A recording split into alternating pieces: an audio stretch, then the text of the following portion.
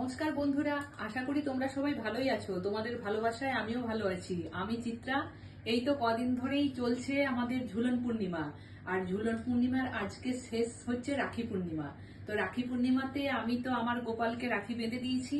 আর তার সাথে এক্ষুনি আমার একটা গিফট চলে এসছে, যেটাতে আমি পরে গোপালকে রাখি বাঁধাবো আর আমার ভাইদেরও রাখি পরাবো। তো এই গিফটটা আমার বর আমাকে আজকে এই রাখি পূর্ণিমার দিনে গিফট দিল। চলো তাহলে তোমাদের সাথে খুলে দেখি গিফটটা কেমন হয়েছে। ওপর থেকে তো দেখে ভালোই লাগছে, খুলে দেখি কিরকম কি গিফট এনেছে। মেশো থেকে এক্ষুনি এসে গিফটটা দিয়ে গেল।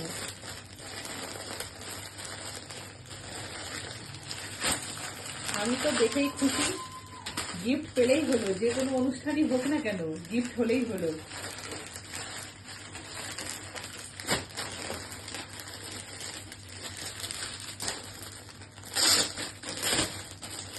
কালারটা তো বেশ ভালোই লাগছে। বাহ, সুন্দর হয়েছে কুর্তিটা, বেশ সুন্দর হয়েছে। তোমাদের কেমন লাগলো জানিও।